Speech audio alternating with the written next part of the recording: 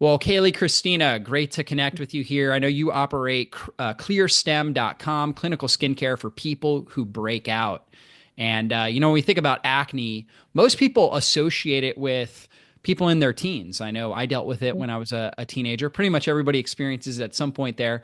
But we're also seeing an epidemic of acne in later ages, right? For adults and people that live most of their life with consistent breakouts. And so let's talk about this and discover the myths and the root causes here. This is my favorite thing to talk about because it is such a misconception. And a lot of people feel really broken whenever they pass 18 and they're in their mid 20s and 30s and they're still struggling with acne. They're exhausted. They're like, I thought this was supposed to end when I was a teenager. I thought this was one of those things that I could just leave in the past. And now more than ever, we have people who are struggling with acne, not only in their 20s, also in their 30s, and then all the way up into, especially for women, around perimenopause and menopause too. And so we're really here to provide a lot of education around what is causing it, because topicals, as we create, help so much, but topicals don't fix everything. And so we like to always say that education, free education is our very first product. And that's how we really get to help people the most. Yeah, absolutely. I totally agree. I mean, most people think it's from the outside in. It's what they're putting Mhm. on their skin or what their skin is exposed to. But, my mom was actually studying to become a naturopath when I was a teenager.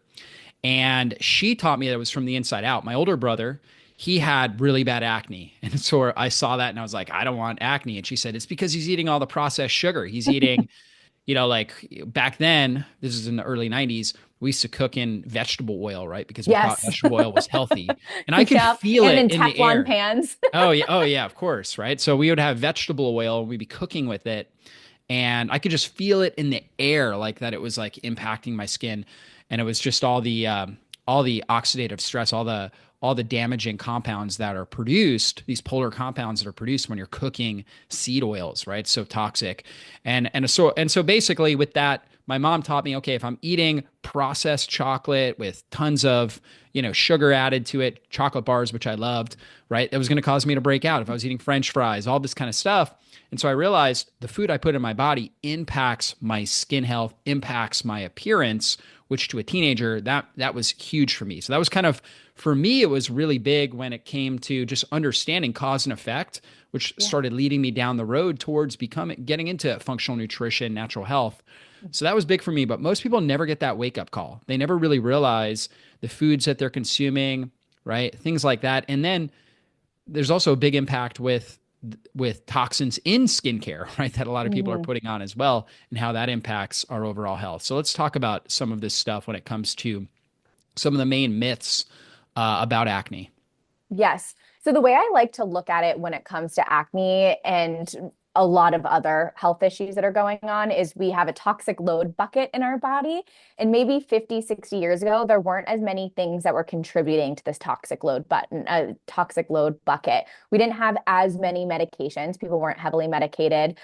Before the low fat craze, and when we switched over to vegetable oil, people were cooking in butter, which is obviously so much more natural than canola oil, vegetable oil. There weren't as much access to processed foods, and there wasn't as much access to topical products that we have now. We just have so many choices, and we've been told we have to put so many things on our skin for every single ailment. We have to have all these different types of foods. And so our toxic load buckets are just so much more filled than ever before and pouring over. So, where I always like to start with acne, I always like to address the external first because that is the easiest thing to address. And then you can tackle the internal because the number one cause of acne externally is using products that have poor clogging ingredients. If you don't swap this out, you can be doing all the amazing things internally to clean everything up. But if you're still topically clogging your pores over and over again, you'll never get clear. So I'm all about removing variables first. And since swapping out pore clogging ingredients in your skincare and makeup is the easiest variable to remove, I like to start there. It also gives people a little bit of a win too, right? Because the Mm. internal can take a little bit longer, but swapping out pore clogging ingredients so fast. So the first thing we did to really help people with this, and this was really beneficial back when we only had one product. Now we have 20 different products for people, but of all different skin types and to allow people to customize it a little bit more for their bio individual skin concerns. But we built a checker on our website so people can just lay out. I always like to say, like, get your laptop out, lay out all your skincare. And if you use makeup, Google each product, copy and paste the ingredient deck, put it in our checker, and it'll show the ingredient in red if it's a pore clogger Mm. and irritant of the skin. Usually it's not every single product. It's usually your moisturizer, your SPF, those thicker based products. In makeup, it's typically a foundation, a bronzer, a blush. And so all you need to do is swap those out. The ethos of ClearStem is we support both acne and aging at the same time, but all of our products are formulated without pore clogging ingredients. Mm. So if you go through your skincare and you're like, oh, it's my moisturizer and my sunscreen, but my face wash and my serum are quite fine. Cool. I can keep those. I'm just going to swap out these two. People will see a drastic difference and they won't see as many new acne nodes come up, and they can eliminate that. So that's the very first place to start. Then I like diving into the internal, and Well, there's first, definitely, first yeah, let's go let's ahead. go back to that. Like, so people are clogging their pores with the skincare they're putting on. What are some of the what are some of the most popular ingredients that you're finding that are actually clogging pores? Yeah, so there are clean ingredients that clog your pores, and there's more conventional ingredients that Mm. clog your pores. On the conventional side, it's really long chemical names like isopropyl Yeah. myristate, isopropyl palmitate. You definitely don't have to remember these, but when you start to see, when you turn over a label on a skincare bottle and you start to see the isopurples, you're like, oh, Hmm. okay, like I think there's some pore cloggers in here. And then on the clean side, these are a bit easier to spot because they're more common names that we know. So coconut oil, shea butter, algae derivatives. And then an interesting one that causes acne for about 40% of people is beef tallow. Now, there's some people that swear by beef tallow. And if someone Mm. has the clearest, best skin and they use beef tallow, I always like to say, you don't, if it works for you, then it works for you.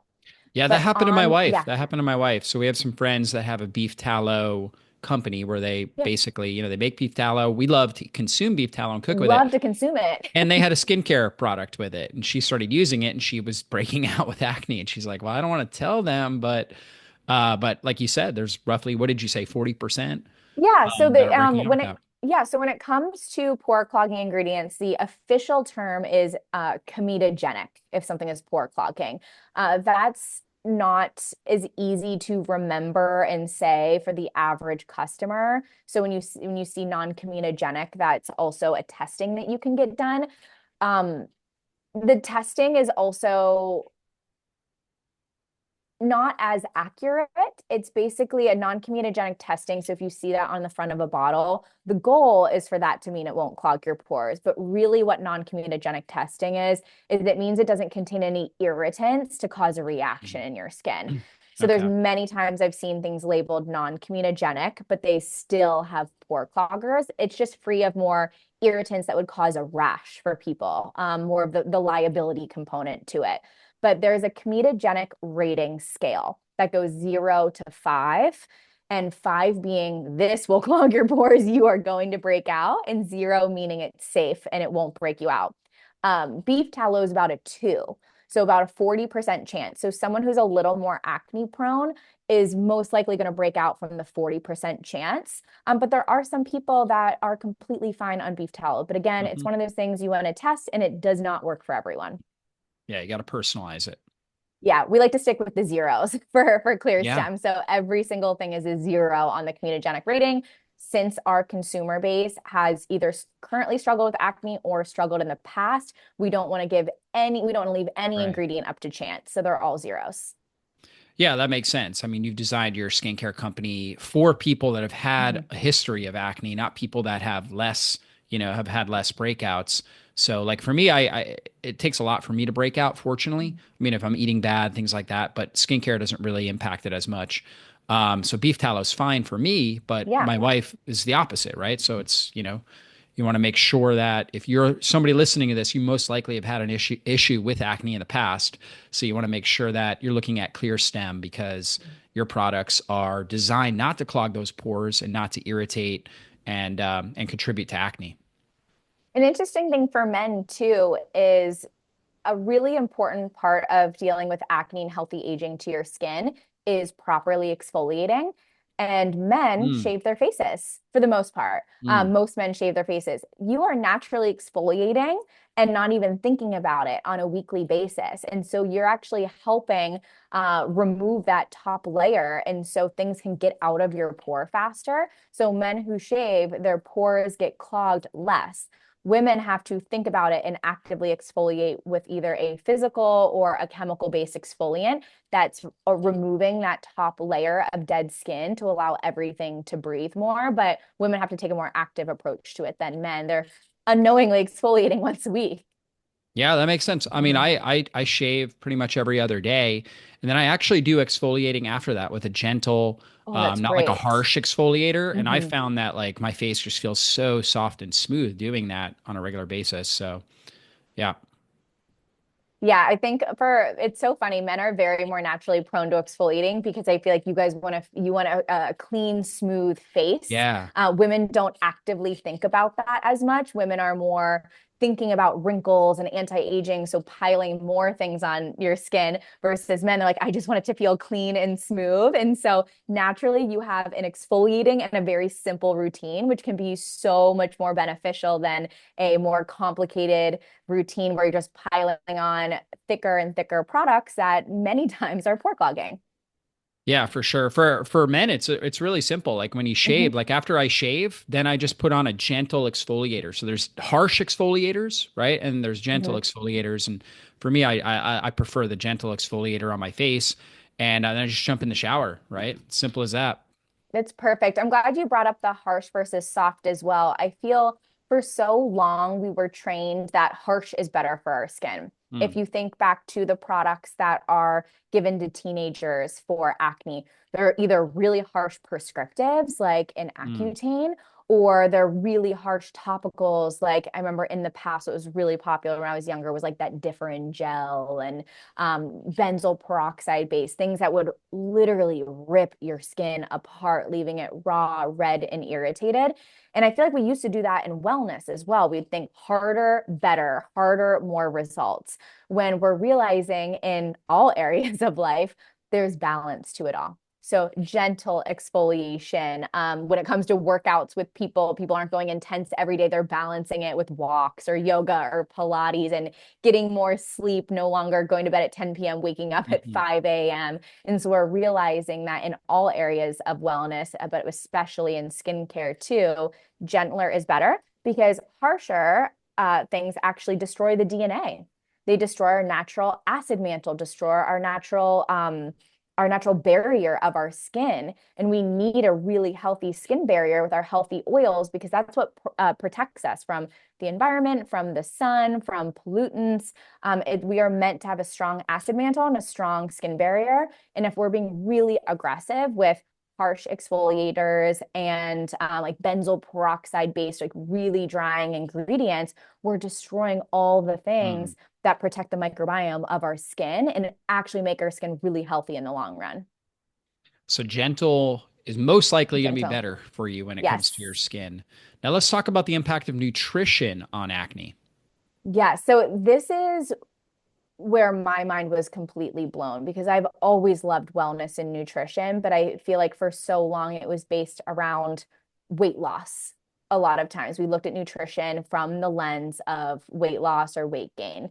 And no one was really looking at it from an acne lens. And an acne lens can be very nuanced. And so there are specific foods and very specific supplements in excess that can cause acne. And it's not even the foods that you'd normally think of. So, yes, to the point of eating processed foods like French fries that are fried in the canola Hmm. oil and like all those different things. Of course, processed foods are a major, major contributor and need to be addressed. But there's also a few nuanced items within food that can just cause really aggressive cystic acne. So the first one is dairy.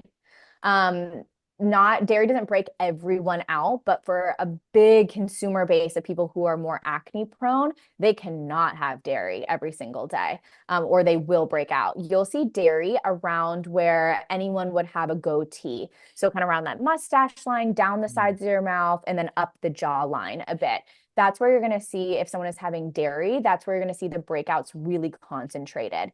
And many people think, oh, I don't have milk and cheese every day. But the other sneaky items that people need to look out for is whey-based proteins, colostrum, and then where it can be hidden in processed foods. So you can see like milk isolate or milk protein isolate or whey protein kind of snuck in those protein bars, protein shakes. So it can be hiding in areas where it's not necessarily like a standalone gallon of milk, right?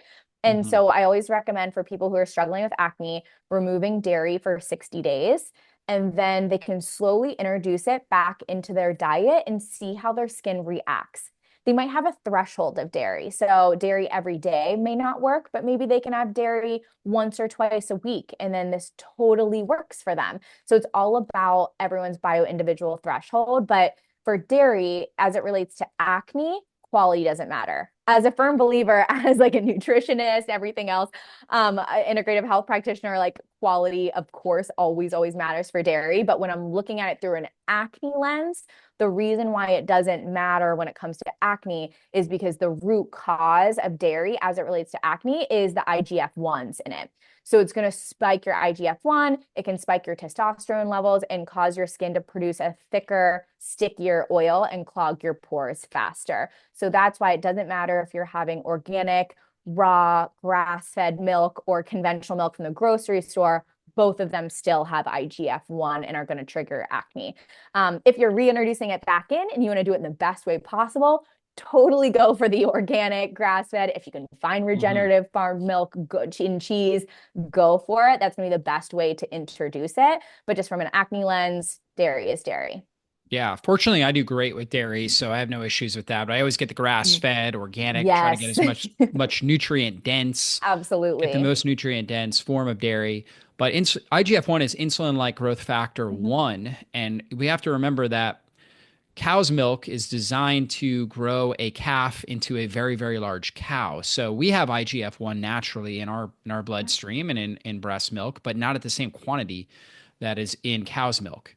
And so IGF-1 can be, it's kind of a double-edged sword. Like there can be health benefits to IGF-1 if we're trying to build muscle, Yes. things like that. But some people react stronger than others, and that's kind of the personalization component. Some people do really, really good with dairy, and IGF-1 can be one of the beneficial components there because it helps to build lean body tissue, muscle tissue, bone, things like that. But others can have an excess of testosterone, for example, that can Mhm. contribute to acne and other unwanted issues by consuming things with higher amounts of IGF-1. And to your point too, men have more stable levels of testosterone. Women are the ones who are going through so many different hormonal Mm. changes and essentially seasons, even during 1 month. And so women can typically be more sensitive to dairy. Men may not have, they might be able to handle a lot more IGF-1. It's also important to know that we have traditionally cow's milk, goat milk, and sheep milk when it comes to things. Um, Goat milk is also pretty high in IGF-1, but sheep milk is lower. And so if someone wants to bring back in like Mm. a sheep yogurt, great source of protein, and bring in some sheep's cheese, those can be great ways to reintroduce and have that nutrient dense dairy, have some IGF-1 without it being such high levels. Also, what I've noticed is once you take a break from it, get your skin clear, slowly reintroduce it, you might be able to have a great threshold. I didn't consume dairy for about 2 years. I was going through an entire healing journey. I'm able to have dairy again. a few times a Hmm. week. I definitely can't have it every single week. I'll start to notice Hmm. a couple little bumps around my jawline when it starts to come back. But I mean, I love a sheep's milk yogurt. I love like a grass-fed cottage cheese and bringing that in as a great source of protein. But again, everyone's threshold is different. And I always Hmm. recommend when people are really trying to heal from acne, it's better to just completely eliminate all the triggers, get your body on a new baseline, and then slowly introduce those things back in and see what works for your body. Yeah, that's important to do. And also it also tells us as well that if you're eating different foods that and you're having breakouts that are contributed by these foods, there's an issue going on with your gut, right? Particularly if you have Hmm. cystic acne, right? There's a lot of relationship between gut issues, right? And high amounts of, for example, LPS, lipopolysaccharide, endotoxins in the blood contributing to, basically driving up inflammation in the body, which can affect acne. And so that would be a reason why, for example, somebody like yourself or Hmm. somebody else may not have been able to tolerate dairy. They would always cause a breakout.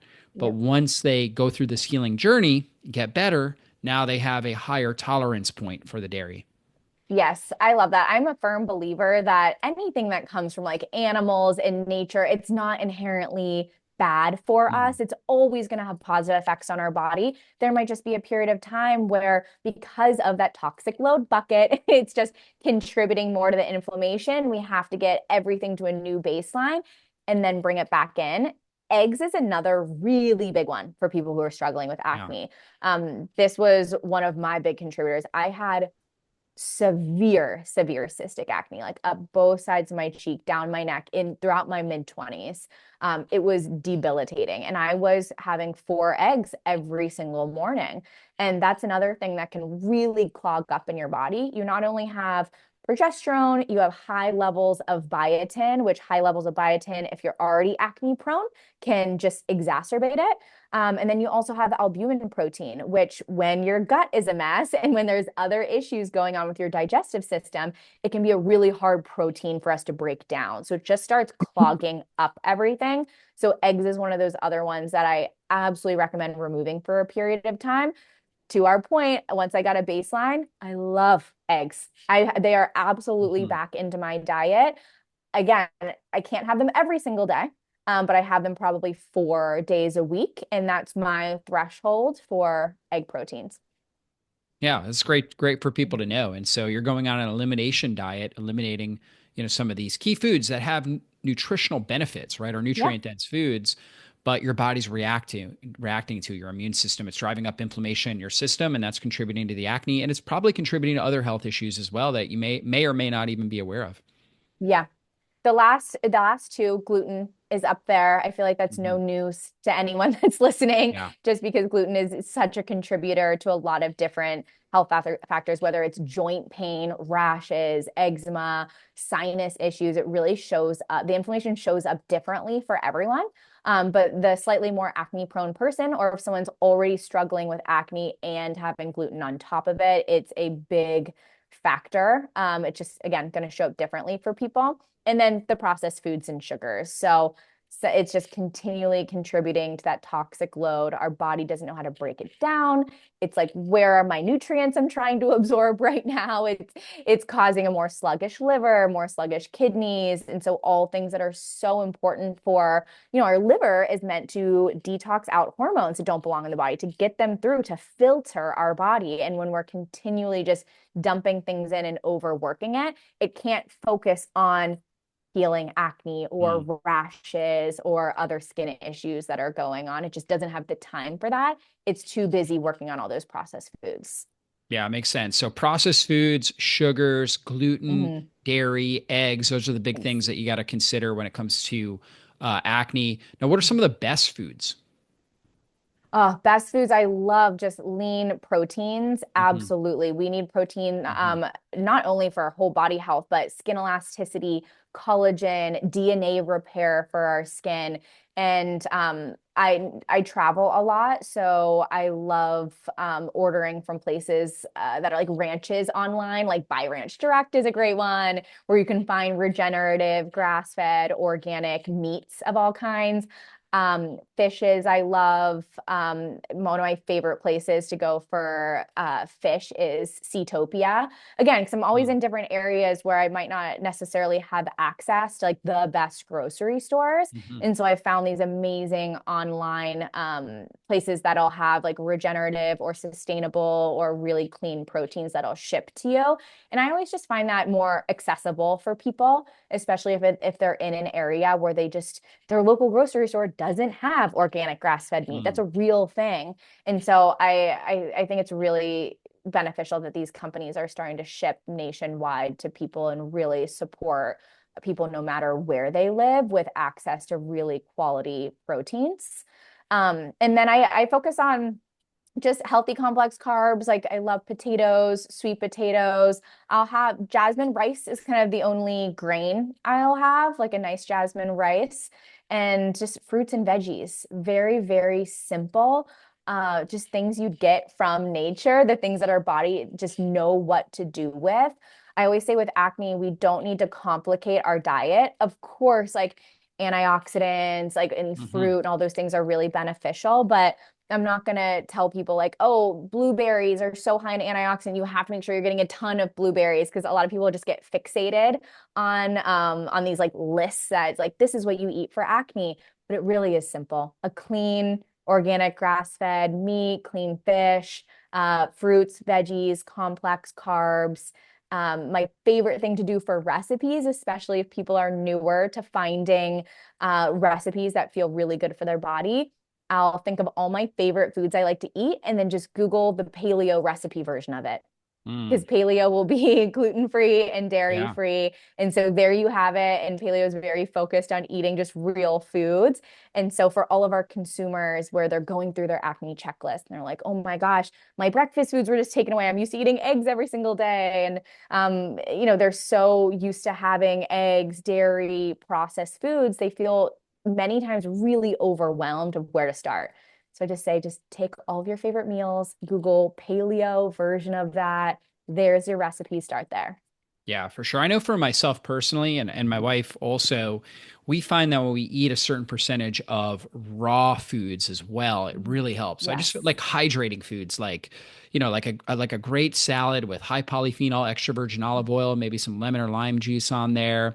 Maybe a berry smoothie, right? With good quality Yes. protein Yes. powder, but like getting the berries in there. You mentioned wild caught salmon. It's got Mhm. astaxanthin in it, which is so powerful, Astaxanthin is powerful. amazing for Yeah, skin collagen exactly. elasticity. It is like the best. Yeah, so The powerful. best, the best. Absolutely.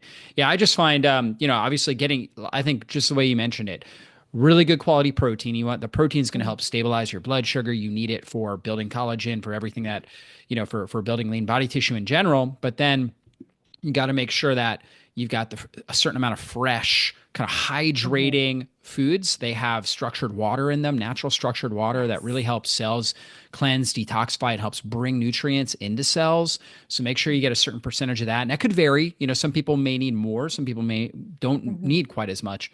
And then from there, also looking to get those antioxidants. And for me, I found that extra virgin olive oil. My Oh, skin feels so good with that. yes. Yeah. I agree. I've ditched all the dressings and Yeah, I base it if me you too. get a really high quality olive oil and just some salt, that is the most delicious taste and a squeeze of lemon, the most delicious tasting dressing Oh yeah. because true olive oil is you could drink it. It's so Oh good. yeah. It's a medicinal food. Absolutely. Yes. That's the Yeah, way I and have if to you're look at it. Really good quality olive oil is like a supplement. And yes. honestly, most people are poisoning themselves with their salad dressings. Oh They're my full of gosh, seed that oils. oh, it's like soybean oil, Yep. vegetable oil. And what's sad is a lot of people think that they're doing really healthy things because they're making themselves a salad. They're like, okay, I'm doing it. I'm getting my greens in, I'm getting my vegetables in, maybe some fruit in that salad. And then they just dump essentially inflammation all Yeah. over their salad and it ruins it. So simple is better. You don't have to have all these different dressings. Just take that money that you'd spend on all the different dressings, invest in a high quality olive oil, squeeze of lemon, pinch of salt. If you like some balsamic, a vinegar, I wouldn't get the balsamic glaze because that's all Yeah, sugar. So go the exactly. vinegar or a splash of apple cider vinegar if you really like that bite to things. And there you go. It's the easiest way. With salads, I was thinking too, my favorite way to get in a lot more skin and health benefits to salad is load on the herbs. So Yeah, I'll for throw sure. on dill, I'll throw Yeah. basil, I'll throw mint, cilantro, like whatever I have on hand, and just make a really dense herby salad. Brings a lot more flavor to it, and you're just Mhm. getting so many more benefits. I mean, the cilantro, you're getting so many liver benefits to it, and our liver is one of our most taxed organs in our body, always trying to filter things out. And if you have that gene where it tastes like soap to you, again, just load on the other herbs, the mint, the basil, the dill, get those in. Yeah, I love basil, oregano, thyme, rosemary, all Yes. those Mediterranean herbs. So good. Yeah, so we're talking about nutrition. Let's pivot to medications that are commonly Mhm. given for acne. Things like birth control. You mentioned Accutane earlier. Let's talk about some of these medications and potential problems that occur with them. Oh, this is a really tough one because we've been told for so long that acne is hormonal, and the only way to fix it is to go on a hormonal medication. And so many people are going on birth control, women mainly are put on birth control. I have now seen, because we talk to our consumers so much, we have a lot of moms that reach out to us. I've seen girls as young as 10 years old be put on birth control for their acne. And it's so disheartening because there's such a lack of education. Their daughter, 10-year-old daughter, one could be going through puberty most likely. And so hormones are just a mess, but you have to just write it out. Like you have to just let the hormones rebalance. There's going to be surgence of ones, but that is just part of life and going through puberty. But addressing again that she could be having a lot of dairy, because of the excess oil on her skin, she may be playing with different skincare at a really young age, and she might be clogging her pores by playing with skincare. So there's a lot of other contributing factors, but girls are first being put on birth control. And then boys who are struggling with acne at a young age are immediately put on Accutane. That's like their go-to. The Accutane, typically they're on it from anywhere from 6 months to a year. But with the women with birth control, they're never getting off of it until they have kids. That's the crazy part is like women are on it for 10, 15, 20 years. They could go on it at 10 years old and not go off of it until they're 30 years old when they go to have Mhm. kids because they don't think twice. And so that, as we know, birth control, there's a lot more information out than we've ever been given. And we now know it develops essentially a synthetic ovulation and synthetic period. So you're stopping the natural cycle of women's menstrual cycle at 10 years old, 12 years old, 14 years old. And so these hormones don't know what to do for a long time and are suppressed in different ways. And I think that's why we're also seeing a huge surge right now in infertility and a lot of health issues. It's because it's a medication compounding from Mhm. such a young age. And so I'll go women first and then I'll go men. So Yeah. for women, they first get put on birth control at a young age. And then let's say they have a resurgence of acne in their mid 20s, which we've been seeing happen so many times. Resurgence in their mid to late 20s, they go back to the doctor. The doctor's like, oh, you're already on birth control, so we can't put you on more of that. So now what we can do is put you on spironolactone. That's like the new quote, what birth control is for acne in a teenage year. Spironolactone is for women in their 20s and 30s. Spironolactone, what it actually does at the root of it is suppress testosterone. So women are going into the doctor, and the doctor's like, oh, it's hormonal. It must be testosterone. And so we're just going to suppress that down for you. We're just going to mute that. In reality, our hormones then don't know what to do. And there's always a root cause, right? So if it was true that testosterone's high, one, we don't even know because no blood work was done. So it's just making a guess that testosterone's high. So let's just say it was the root cause, like it was high levels of testosterone. What is causing those high levels of testosterone? And it can be caused through foods. It can be caused through excess supplementation. We've been seeing like really high levels of vitamin D, raising testosterone levels, which, as you know, there's so much white paper on that Hmm. because men are put on high levels of vitamin D when their testosterone is dropping later in age. And so women are then on spironolactone. Then they're terrified to get off spironolactone because they don't want to go back to acne. And they're not getting off of any of these medications until they want to get pregnant. And so you have this compounding birth control, let's call it 15 years to be safe. You go on it at 15, off at 30 to have kids. You've been on spironolactone from 25 to 30. And so you have these two different medications you've been on for 15 years that are messing with your hormones. And we're seeing a lot of adverse side effects and inability to get pregnant because of it. When really the root cause could have been poor clogging ingredients. It could have Yeah. been having dairy and eggs and someone's gut just being a mess, a lot of gut dysbiosis, over supplementing where it's affecting the hormone levels, that toxic bucket just overflowing Yeah. from vegetable oil, like nonstick Hmm. pans, plastic, like drinking out of plastic, just the compounding effect. And so that's really the path that we're seeing for acne. And then women, if it gets really, really severe, they'll then be put on Accutane, which is extremely taxing for the liver. So now you have birth control, spironolactone, and Accutane that are all beyond taxing to the liver, and the liver cannot do its job anymore. Yeah, and it never really gets to the root cause. And Yeah. these medications like birth control depletes you of things like zinc, which is really key for skin health and Yep. immune health, and really everything, reproduction, fertility, B vitamins, vitamin B6, B2, Mhm. folate, B12. Oral contraceptives are depleting a lot of these key nutrients, Yep. magnesium, which can lead to anxiety, depression, right? A whole Yes. number of different issues. And then you're just given more medications to address those. Yeah, we've so many women in our community are on both a birth control and then very quickly after an anti-anxiety medication. Yeah. And I'm so glad that more information is coming out how much birth control is linked to anxiety and depression because of all these depletions. It's still not widespread enough. Like we're really trying to get the word out there, and it's not about telling people what to do with their body for a medication or not. It's about the lack of education that people are given and the amount of time that they're on these medications without truly knowing the impact it's having on their overall health or supporting their body. If someone does choose to be on birth control and they really want to, okay, let's meet you there.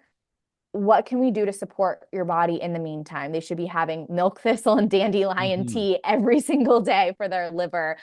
They should be supporting with selenium and B vitamins, magnesium, all these different things to support their body while they're on it.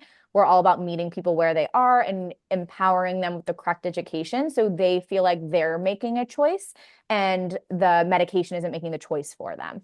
Yeah, for sure. Now, if somebody's had a history, maybe they've been on Accutane, maybe they've been Mhm. on birth control, but they're off now. What are some of the things they should be doing? Maybe supplements, different things like that, lifestyle strategies to help improve their liver health. Because I know you really hit on that with the Accutane and support these key nutrients. Yes. Oh, so some of the things that we absolutely love, we love supporting with taurine. Taurine is one of Hmm. my favorite things to have people support with. We love milk thistle, Yeah. dandelion. For more, some people have infection related acne that the birth control was essentially making worse because the liver was so taxed. Yeah. So we love golden thread for more infection related acne. We always recommend a medicinal olive oil, an olive oil that's high in polyphenols. We love creatine for women, a really clean creatine for women. Um, B vitamins, not too much B12 for women though. We've seen crazy amounts in some B12s. So we Hmm. recommend, unless you're extremely deficient, that's something else to look into, but staying under like 300% RDV, we've seen ones as high as like 40,000% in B12. So just being aware Yeah. of those B complexes that are more for quote energy and just jack up the B12 to try to give you that energy boost. And then also Yeah. And really, if you're supporting eating your, meat, yeah, if you're eating yes, meat and you're you should be supporting getting your it. digestion, you've got enough stomach acid production, right? Digestive enzymes. You should really have enough B12 if you're doing those things. Now, there are certain cases where, maybe somebody has autoimmunity to intrinsic Yeah. factor or something like that, certain unique cases, but then you need a sublingual supplement anyways, right? So, for most people, they really don't need high B12 supplementation, at least not for a long period of time, Yeah. if they're on a good diet and they're supporting gut health. I agree. Yeah. So we just love a nice little B complex. And then the last two, magnesium, and we love digestive enzymes because Mm. birth control can impact digestion, cause more bloating, just in general with the liver. And so when you have digestive enzymes that really help you break down your food, absorb more of the nutrients, and then magnesium because it's depleted for so long on birth control. So those are really our favorites. So I'd say like taurine, digestive enzymes, B's, creatine, magnesium are really our favorites. And then all liver things like milk thistle and dandelion. Yeah, agreed. That's such important tips right there and good strategies. And if you've been taking those medications, definitely a good conversation to have with your doctor about, Yeah. a way out, right? In a sense, right? Not necessarily Yes. coming off immediately, but like, hey, let's start Hmm. transitioning out of this and how do I best support my body? Obviously, you've gotten great information from this podcast that can help you. And hopefully you've got a doctor or a functional nutritionist, functional medicine doctor that can help support you, support your body as you're coming off these medications, because coming off too quickly can also cause issues. But as you're coming off, to support your body in this natural transition off these medications and optimizing liver health, gut health, and all these different nutrients. So I think that's key. Yeah. Yeah. Now let's My talk about, favorite fruit. yeah. Yeah, go Oh, I ahead. was going to say, mention one more thing. My favorite free way too, so you don't have to Yeah. purchase anything new for this, is keeping your lymphatic system open and Mm, moving. yeah. So I love doing what I call the big six, where I pump, under my jawline, my collarbones, my armpits, stomach area, groin, behind the knees. I'll do some jumping jacks or skip around the house. You can jump. If you want to be really fun with it, you can get one of those mini trampolines where you're like rebounding on it. Yeah. But you can certainly just skip around the house or do jumping jacks. Any movement, and making sure that you're sweating. Because if you're not sweating and you're not having bowel movements, then everything is just staying Mm, in your body. And the only way to get out excess hormones that don't belong in your body, especially caused from medications and xenoestrogens from more toxic skincare, we got to get that out through bowel movements and through sweat. And so those are just great, like easy, great ways you can support your body by getting everything out. yeah, it's so important. In Chinese medicine, they say stagnation is at the root of all chronic disease. And so we Yep. want things moving through our body like a river, not being stagnant where they're decaying like a pond.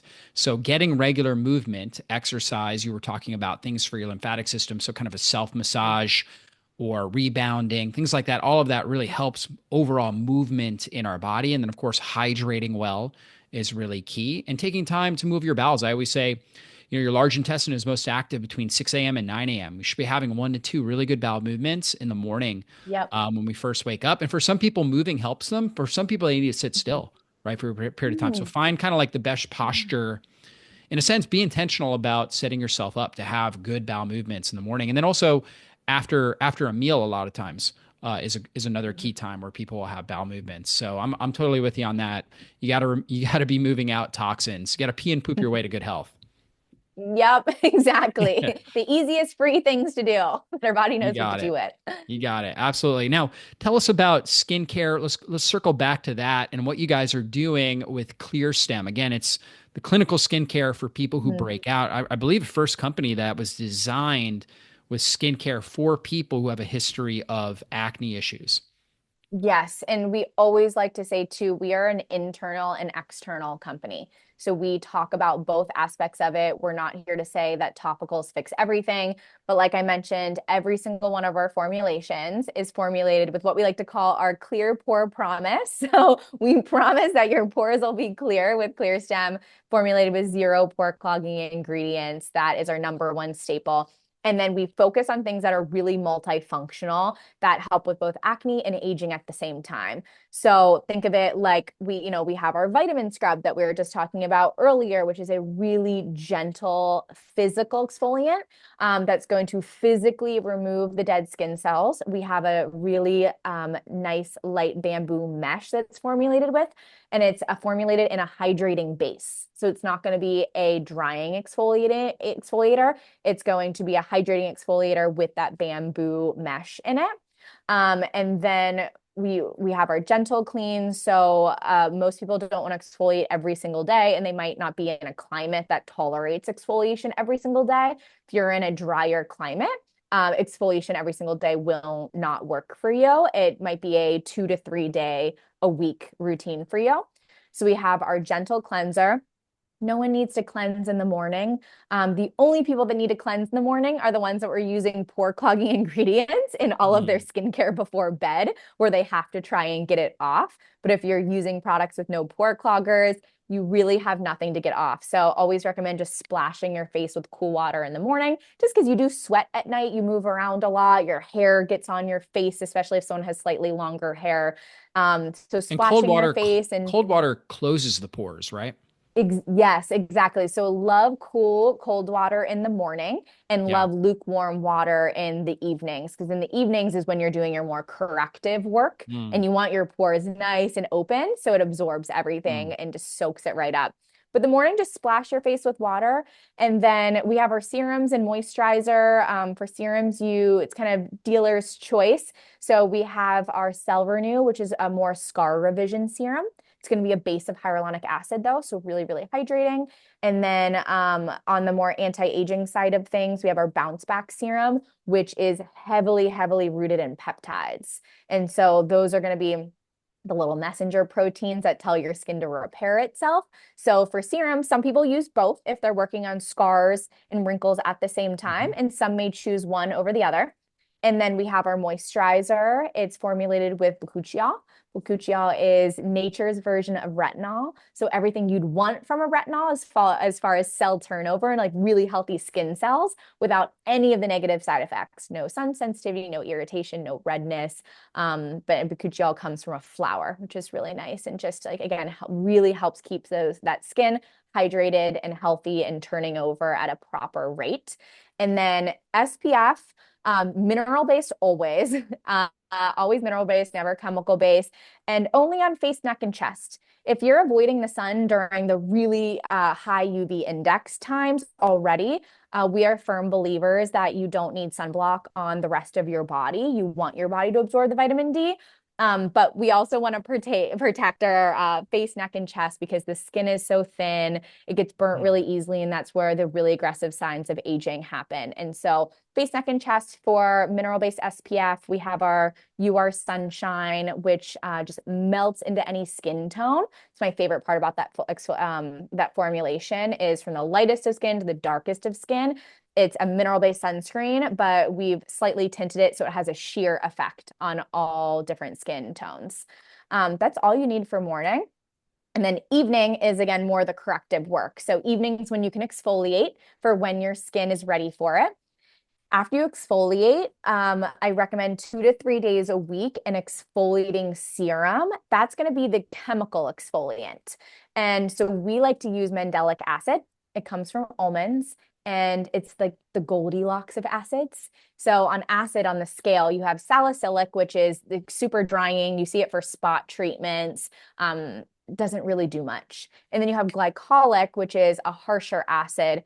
Love a glycolic for a treatment, like if you're getting a glycolic peel or you're doing a once a month glycolic treatment, or if it's in a spot treatment for acne, glycolic is amazing.